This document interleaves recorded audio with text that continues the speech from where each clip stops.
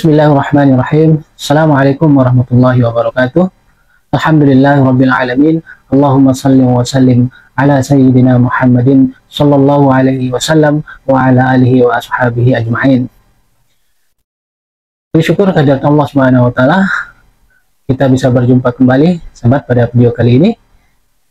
Pada kesempatan ini saya akan mengupas tentang isi dari kuliah umum Kang Dedi di Fakultas Ilmu Budaya Universitas Indonesia atau UI, yang dimana pada kesempatan itu Kang Dedi semakin menunjukkan tingkat kualitas dan kapasitasnya sebagai seorang gubernur yang memiliki konsep dalam pembangunan daerah Jawa Barat. Pada kesempatan kuliah umum yang diadakan 2 hari yang lalu, bahwa Kang Dedi menjadi pembicara untuk mengisi kuliah umum tentang nilai-nilai kebudayaan, khususnya nilai-nilai budaya dan dihubungkan dengan tata kelola pemerintahan khususnya di Provinsi Jawa Barat. Pada kuliah umum yang disampaikan oleh Kang Dedi di depan seluruh mahasiswa dan dosen Fakultas Ilmu Budaya Universitas Indonesia, Kang Dedi membahas dan menguraikan secara tuntas tentang apa yang selama ini Kang Dedi laksanakan saat membangun daerah yang tentunya memiliki fondasi yang kuat terkait soal nilai-nilai budaya dan tata kelola pemerintahan sejak Kang Dedi menjabat sebagai Bupati Purwakarta hingga hari ini menjabat sebagai Gubernur Jawa Barat. Sahabat, pada kesempatan Kang Dedi memberikan kuliah umum di depan mahasiswa dan seluruh dosen, para mahasiswa dan dosen tercengang melihat atau menyimak apa yang disampaikan oleh Kang Dedi yang mungkin tidak pernah didengar di bangku kuliah atau di mata-mata pelajaran kuliah ilmu budaya. Hal ini tentu menarik kemudian untuk menambah khazanah keilmuan mahasiswa dan menambah khazanah keilmuan para dosen, yang kemudian ada nilai-nilai budaya yang tersimpan yang hari ini kemudian dimunculkan oleh Kang Dedi sebagai Gubernur Jawa Barat. Setidaknya ada beberapa poin yang bisa kita tangkap dari apa yang disampaikan oleh Kang Dedi pada kuliah umum di Fakultas Ilmu Budaya Universitas Indonesia 2 hari yang lalu. Yang pertama adalah Kang Dedi mengatakan bahwa pertama-tama yang dilakukan oleh Kang Dedi ketika terpilih menjadi Gubernur Jawa Barat adalah yang harus diperbaiki adalah soal tata ruang Provinsi Jawa Barat. Maka dari sinilah kemudian Kang Dedi mulai start ketika data-data sudah dikumpulkan dalam analisa tata ruang, mana pembangunan yang melanggar terhadap kelestarian hutan, kelestarian kelancaran sungai, kemudian begitu juga dengan kelautan, mana pembangunan yang bertentangan dengan penjagaan laut, penjagaan atau kelestarian laut itu sendiri. Sahabat, Kang Dedi juga menjelaskan soal bagaimana simbol-simbol daripada relasi antara manusia dengan alam semesta, di mana memang pada kesempatan itu Kang Dedi menyampaikan bahwa posisi tertinggi adalah posisi hubungan Allah Subhanahu wa taala dengan kita sebagai manusia, yang kemudian yang kedua tentunya adalah tongkatnya adalah dari alam semesta. Kemudian piranti-piranti yang kemudian membentuk sebuah relasi dan siklus kehidupan, baik itu manusia dengan alam semesta, dengan pencipta Sang Maha Kuasa Allah Subhanahu wa taala. Kemudian bagaimana hubungannya dengan tanah, air, karena bangsa kita kemudian memiliki sebuah landasan budaya yang sangat tinggi, budaya dan peradaban yang sangat tinggi. Kemudian narasinya kemudian disebut sebagai Ibu Pertiwi, artinya bahwa tanah air Indonesia adalah melambangkan atau disimbolisasikan dengan sosok seorang ibu, sehingga bangsa kita disebut Ibu Pertiwi karena seorang ibu adalah simbol dari kasih sayang, penjagaan terhadap anak-anaknya. Konteks ketika kerangka pembangunan sebuah daerah dalam sebuah pemerintahan bertentangan dengan nilai-nilai budaya seperti pelanggaran terhadap hutan, kemudian pelanggaran terhadap air, pelanggaran terhadap udara dan tanah, maka tentunya hal itu juga tentunya suatu saat akan menimbulkan sebuah bencana terhadap umat manusia. Kemudian Kang Dedi menyinggung soal hasil penelitian, di mana wilayah yang kemudian wilayahnya banyak eksploitasi alam dengan wilayah yang tidak ada eksploitasi, yakni wilayah yang bergantung kehidupan sehari-hari bergantung terhadap hasil pertanian 6 bulan sekali. Di situ hasil penelitian Kang Deddy adalah tingkat kebahagiaan, tingkat kesejahteraan itu lebih mapan atau lebih tinggi di wilayah yang tidak ada eksploitasi.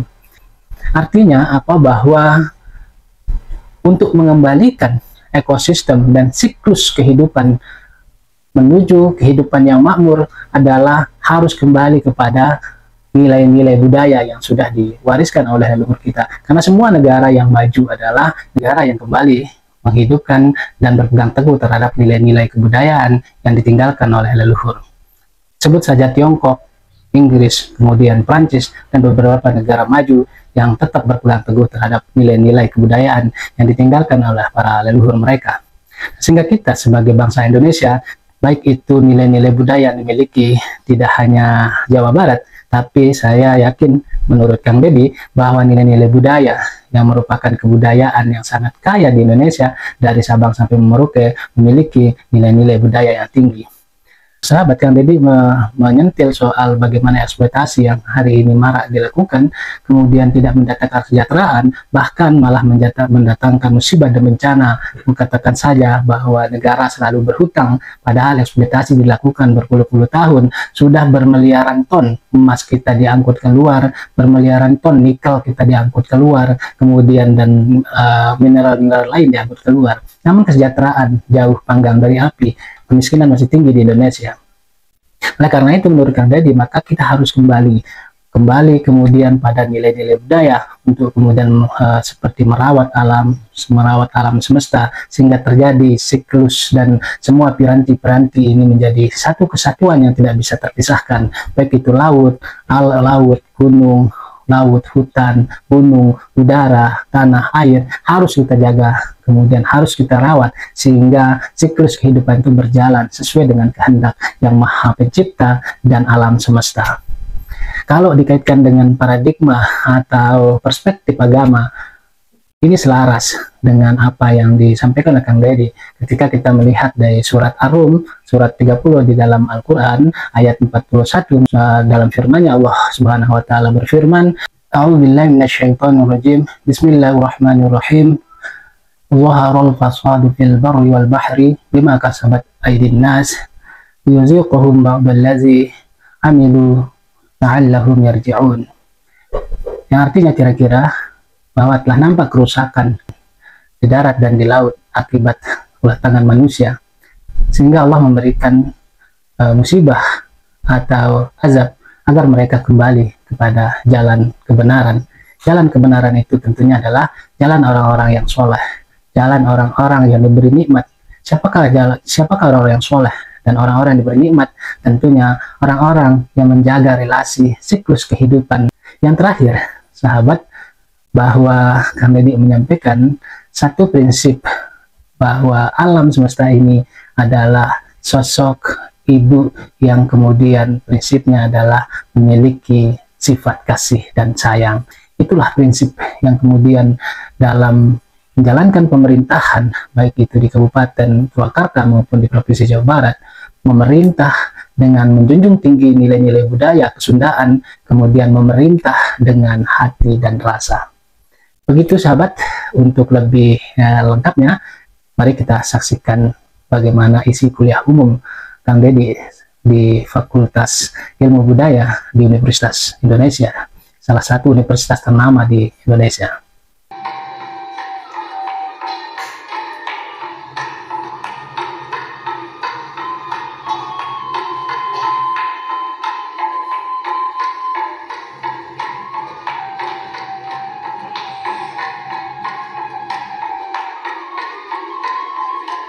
Ibu bumi memanggil.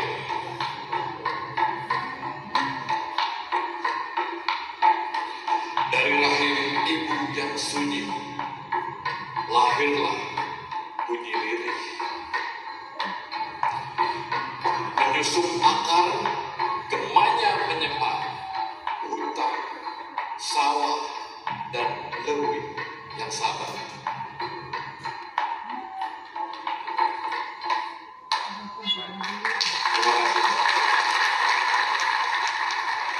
Ya, salam dulu Kang Deddy, saya kamu. Jadi cocok buat KDN dengan KMH ya, Kang Mohon. Saya silakan Kang Deddy mungkin menceritakan bagaimana menerapkan nilai-nilai budaya, khususnya nilai-nilai budaya Sunda dalam praktek tata kelola pemerintahan dari dulu sampai mungkin sekarang yang ke depan. Silakan Kang Deddy. Saya disuruh apa? Berbagi pengalaman dan ngadongeng boleh ya. Mangga. Ya, Assalamualaikum warahmatullahi wabarakatuh. Sahabat Rasul, moderator yang tampannya ketelatan. Karena tampannya kan dulu waktu muda, sekarang udah terlatih tampan. Pak Rektor, Pak Dekan dan semua yang hadir. Sebenarnya kuliah budaya saya sudah tadi sama puisi itu. Saya nangis itu dengar itu. Nangisnya ada dua hal di situ. Yang pertama adalah menyampaikan tentang nyambat, kata orang Sunda itu nyambat karukun. Nah, ini karukun ini menjadi problem tersendiri dalam hampir 30 tahun ke belakang. Karena ketika bicara karukun itu selalu diidentikan dengan kemusyrikan, kekafiran, keterbelakangan, ketertinggalan. Nah, kalau kita sudah ingin meninggalkan karukunnya, saya meyakini bangsa tidak akan punya masa depan. Karukun itu kan nilai-nilai masa lalu orang tua kita dulu, kakek orang Sunda itu tingkatannya banyak. Itu kayaknya bahasa Sunda dibanding bahasa lain ya. Coba bayangin, aki, nini, uyut, bau, janaware, udeg-udeg, kayak siwur. Panjang Pak, bahasa Indonesia mah kakek, nenek, buyut, udah selesai. Makanya jangan terlalu banyak dipakai itu bahasa, nanti takut cepat selesai. Nah, apa artinya bahwa manusia itu tidak akan pernah terpisah dengan masa lalunya. Karena manusia tidak akan terpisah masa lalunya, maka dia akan memiliki hubungan sampai kapanpun bagi mereka yang ingin meletakkan itu dalam kerangka hidupnya. Maka Indonesia itu dulu Nusantara itu daerah-daerah, wilayah-wilayah kebudayaan yang berasal dari wilayah kerajaan itu meletakkan leluhur itu menjadi fundament utama dalam seluruh aktivitas hidup. Maka memulai itu pasti dimulai dengan kalimatnya sederhana, mipit kudu amit, ngalah kudu bebeja. Mipit kudu amit, ngalah kudu menta. NU mentradisikan itu dengan tawasul. Sunda mentradisikan itu dengan rekes, raja. Proses hubungannya sesungguhnya adalah perlawanan terhadap filsafat barat. Orang Sunda itu orang kebudayaan, bukan hanya Sunda, seluruh kebudayaan Nusantara mengajarkan bahwa manusia dengan alamnya adalah satu kesatuan sistem, satu kesatuan nilai, bagian yang tidak terpisahkan. Maka seluruh aktivitas hidupnya ketika dia berhubungan dengan kepentingan mengambil bagian dari alam, berhubungan mengambil kepentingan dari bagian dari alam, maka dia minta dulu.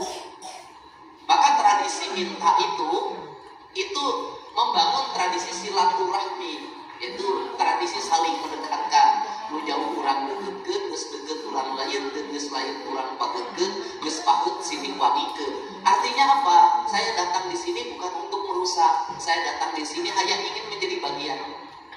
Saya ada di belantara ini, tidak ada satu pun saya ingin merusak belantara ini. Saya hanya ingin menjadi bagian dari belantara ini.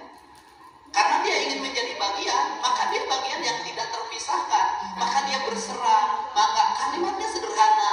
Maka jangakeun beuheung teu gorokeun suku genteng blokkeun.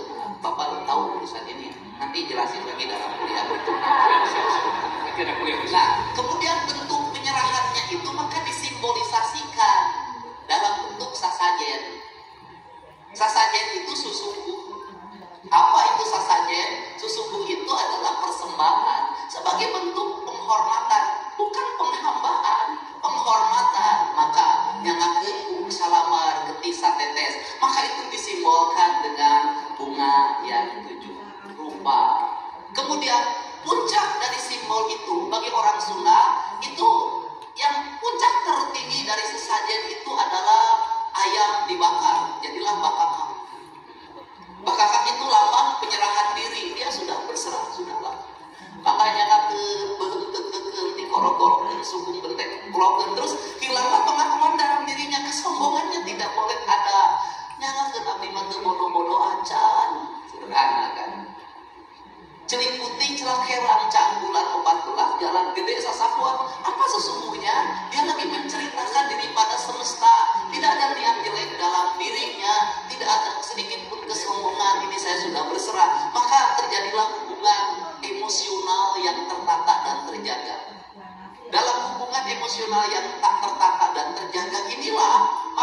manusia akan menuju pada puncaknya.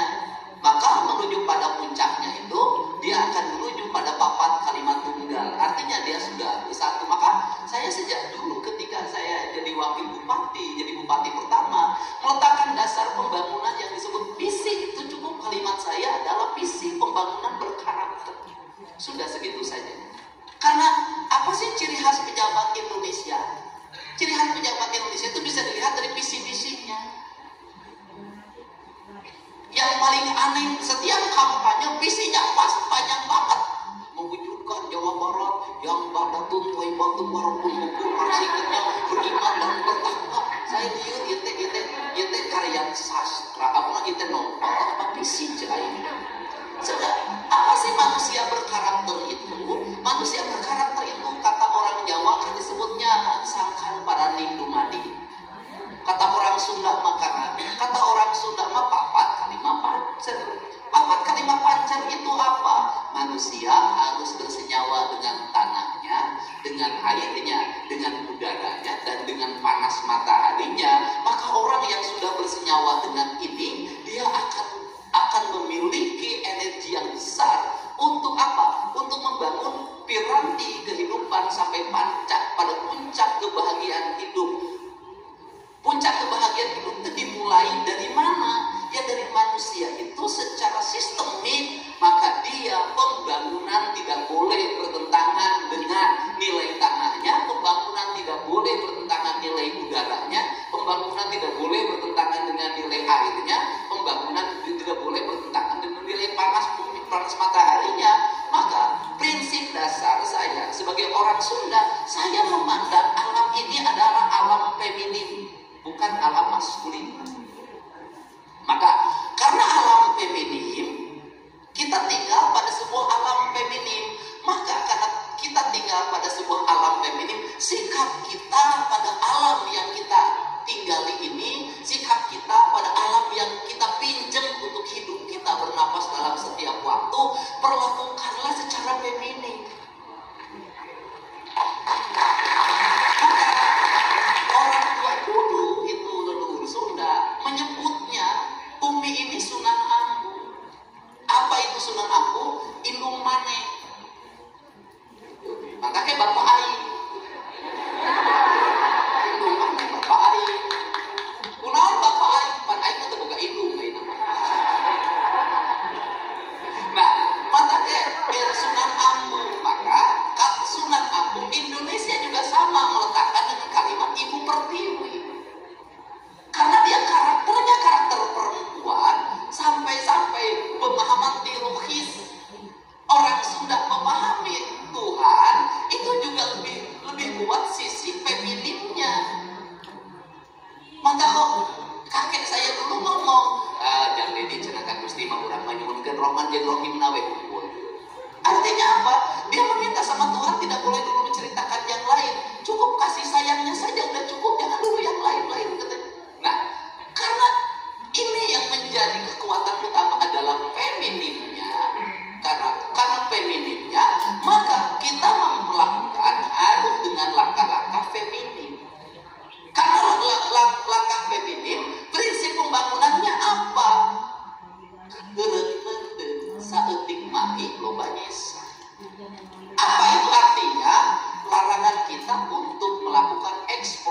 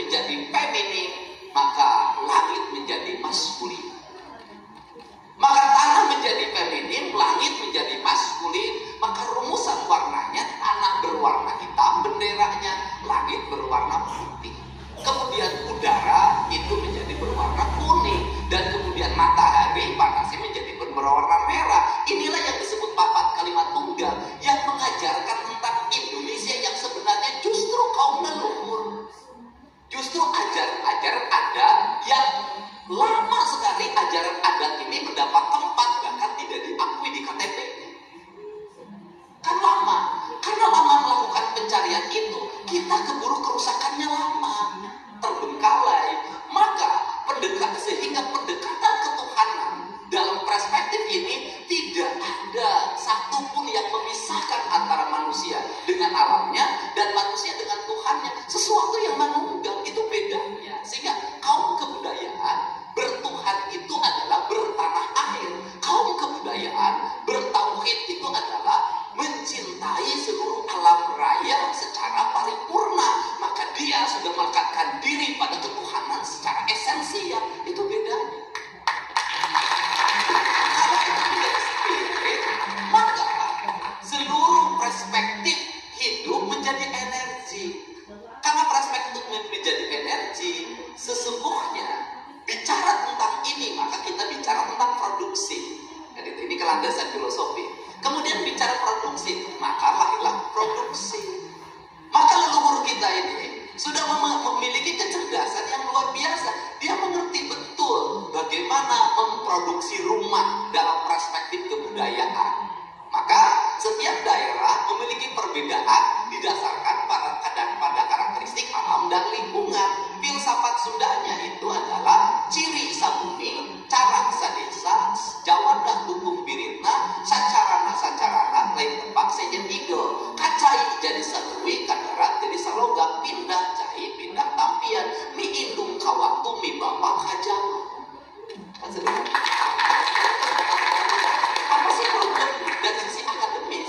Problem akademis kita adalah bahasa-bahasa kebudayaan seperti ini yang sesungguhnya merupakan kekuatan filsafat bagi membangun Indonesia tidak pernah menjadi landasan berpikir ilmiah kaum akademik. Kita langsung saja keluar terus ke Prancis, ke Yunani. Langsung saja kita ke Plato, Sokrates. Pak Sokrates macam pernah jadi RT di Depok. Pendekatan Plato belum tentu cocok untuk pendekatan Garut. Kenapa? Yang berguru itu kan harus pada orang yang sudah meletakkan kerangka dasar peradaban di sini. Kita tinggal menyempurnakan apa yang menjadi kelemahan leluhur kita. Kalau kita ganti judul mengambil pada orang lain, balik hadiah, yang bisa nyianan paling pasti ada TV. Nah, ini karena itu coba lihat, saya boleh melihat piranti ikat. Saya sudah mempelajari itu. Semakin ke timur ikat makin semakin pendek. Semakin ke arah barat semakin tinggi. Ikat Madura segini, ikat Surabaya segini, naik ke Jogja segini, naik ke Jawa Barat segini, naik ke Sumatera ke Lampung segini, nanti ke Sumatera Barat segini, nanti ke Sumatera Utara segini, terus rumah juga begitu. Makin ke timur rumah makin pendek, makin ke barat ke Sumatera makin tinggi. Kan ini perspektif kebudayaan yang didasarkan pada nalar apa? Nalar lingkungan. Nalar lingkungan didasarkan pada apa? Pada rasa. Rasa didasarkan pada apa? Pada cinta. Apa yang hilang dari seluruh ilmu pengetahuan yang ada di negeri ini adalah cinta yang hilang. Nah, karena ini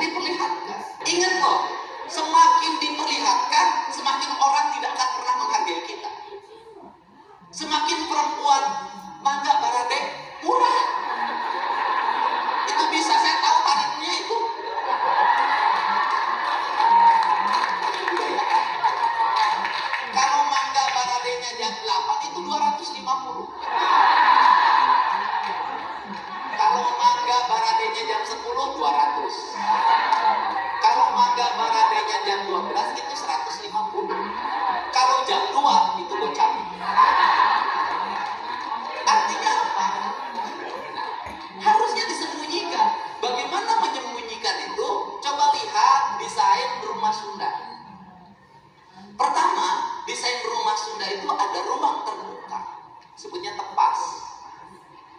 Kemudian untuk menuju tepas harus pakai widodo. Orang yang menuju tepasnya kakinya dicuci dulu, nggak boleh kotor. Maka saya buka tadi, ini saya naik tepas. Dicuci dulu, bayangin betapa orang masuk sebuah peradaban, lu cuci kaki dulu.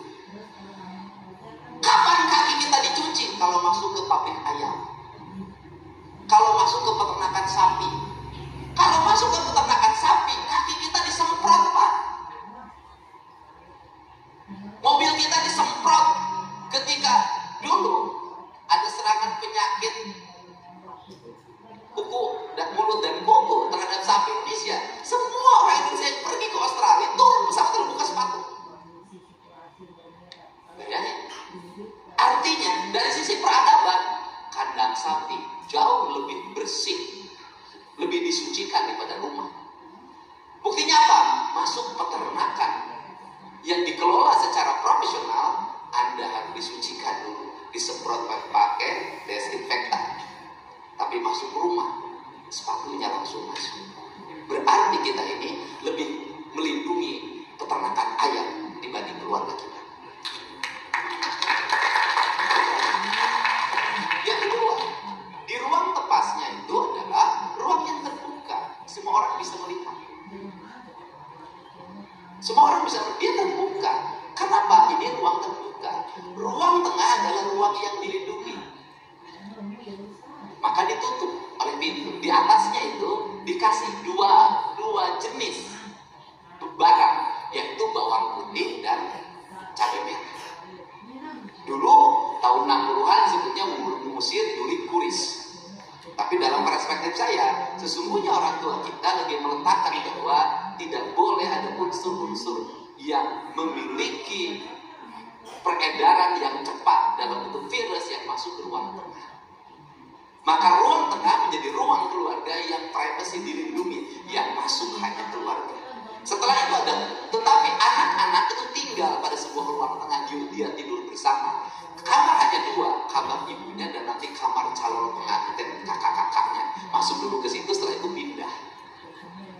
Bagaimana kebersamaan di dapur? Kemudian luasnya di mana? Di dapur. Kenapa dapur luas? Karena tempat interaksi.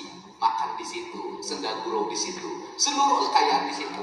Di mana letak ruang spiritualnya? Ruang spiritualnya disebutnya goa. Goa itu apa? Ruang spiritualitas, disimpan keangkeran. Bagaimana dibuat keangkeran? Karena di situ tempat menyimpan beras. Tidak boleh anaknya masuk, tidak boleh bapaknya masuk. Kenapa di situ privacy? Siapa? Kenapa privacy? Karena ibu tahu pengendali ekonomi. Karena apa?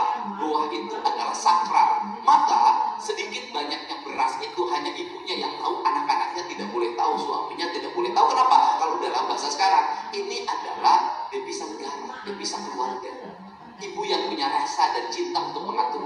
Nah, dari situ saja itu sudah terlihat bagaimana sebuah piramid peradaban dibangun, bagaimana sebuah keluarga dilindungi, bagaimana kekayaan disimpan, dan bagaimana cadangan dibangun. Nah, itu gesan samper.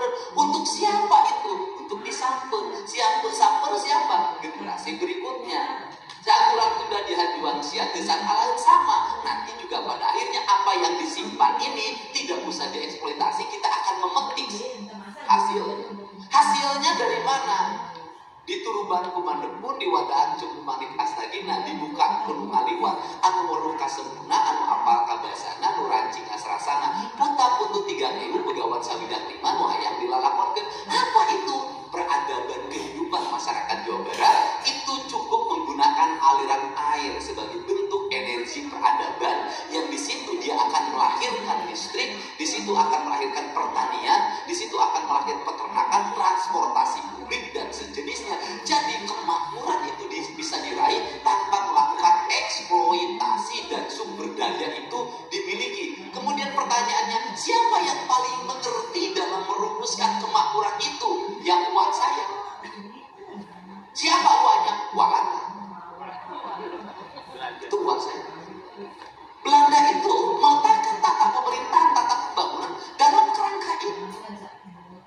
Sehingga dari sini saya selalu berulang-ulang ngomong, apa tidak malu kita pada yang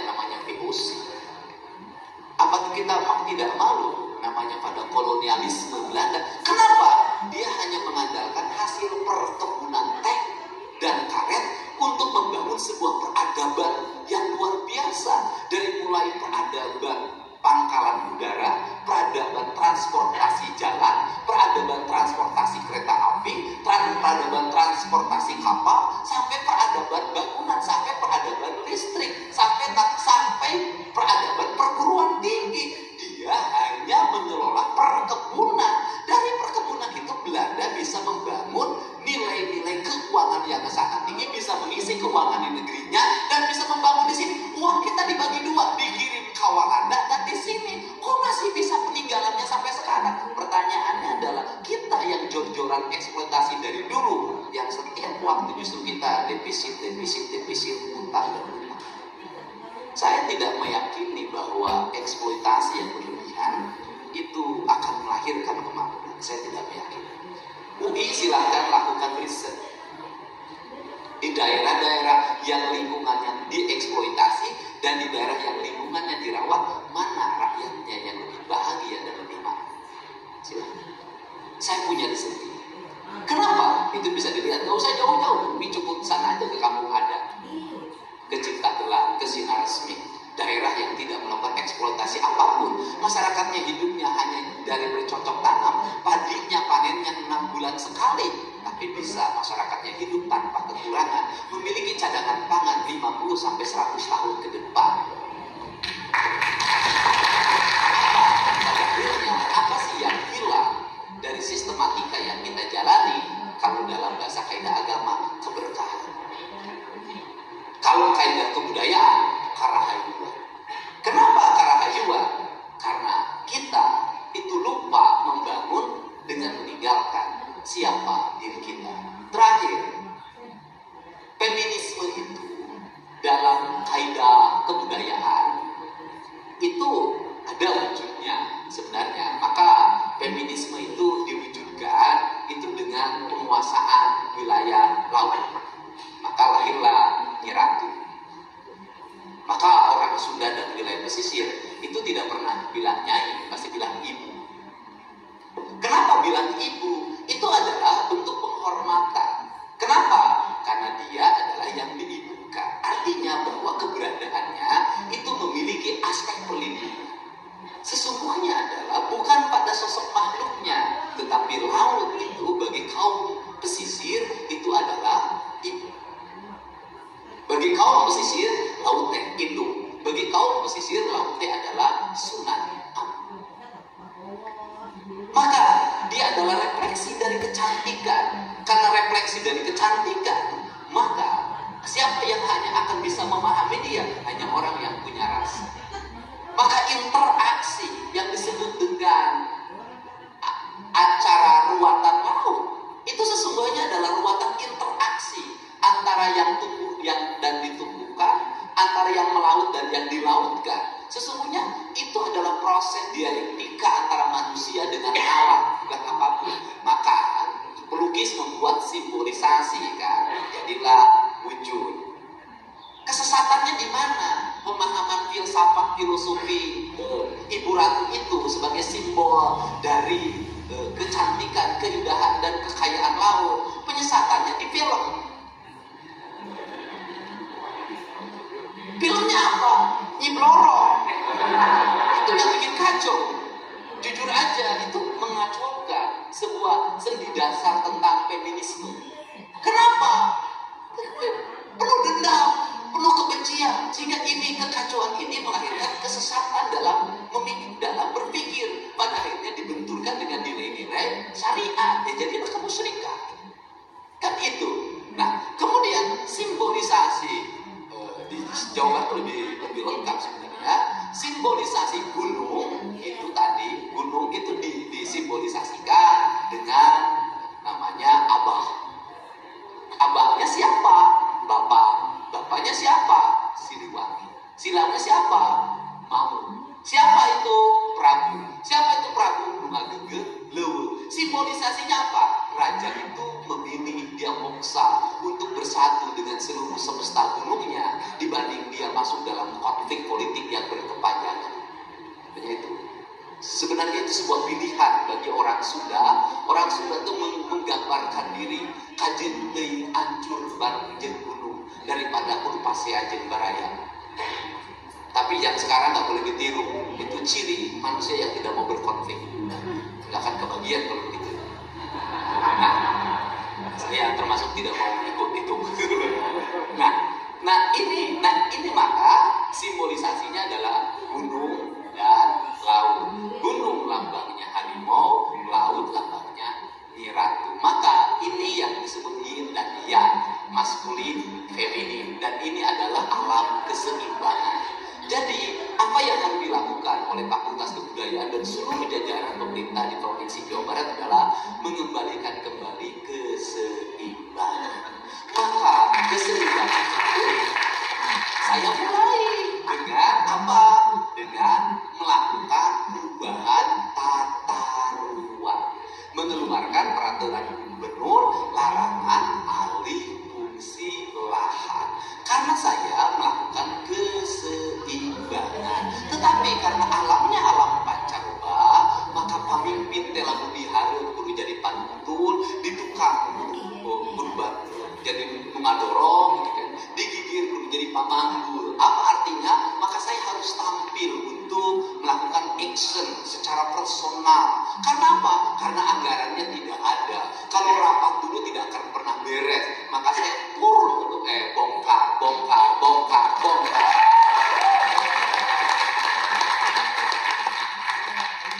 Karena alamnya alam viral, maka semuanya jadi viral. Setelah viral hari ini, maka semua orang hari ini di Jawa Barat yang tinggal di bantaran sungai dan di daerah-daerah yang dilarang sudah mulai secara sukarela hari ini membongkar bangunan. Sebenarnya harus dimulai. Kurang sudah sebab boga tradisi tuturin mundi. Jadi kudu dimimitian. Gitu kan orang Sunda itu. Jadi harus dimulai. Kalau tidak dimulai maka tidak akan pernah terjadi perubahan, itu saja. Jadi ini prinsip-prinsip dasarnya. Ini yang akan terus, karena rencana saya apa? Rencana saya itu nanti saya akan sekarang sudah akan mulai membangun. Saya akan mengembalikan kembali alam Jawa Barat sebagai alam yang meletakkan sendi dasar pembangunan tidak eksploitatif, minimal mengurangi angka eksploitatif dengan mengembangkan apa? Dengan mengembangkan bambu sebagai bahan baku pembangunan di Jawa Barat. Kalau sudah nanti arsitekturnya bambu, maka bambu itu sesuatu yang ditanam, ditebang tumbuh lagi, kemudian filsafat dasar orang Sunda itu filsafat dasarnya adalah bambu. Ilmu ketuhanannya juga ilmu ketuhanan yang dimaknai dari filsafat bambu. Disebutnya rawayan jati, como nyuruh kana. Kalau orang Jawa keris manjing kasarangka, karena di Sunda tidak dikenal peradaban logam, tapi dikenal adalah peradaban bambu. Kerangka ini yang lagi disusun, saya tahun ini akan mulai membangun sekolah-sekolah bambu. Dan ini kalau tuh semua bahan, nanti bahan pintu, meja, kursi semuanya akan terbuat dari bambu. Dan bambu di Jawa Barat itu adalah bambu dengan kualitas tinggi. Dan kita harus belajar Tiongkok, negeri yang hari ini mengalami percepatan pertumbuhan ekonomi, tidak malu mengaku sebagai negara tirai bambu. Terima kasih.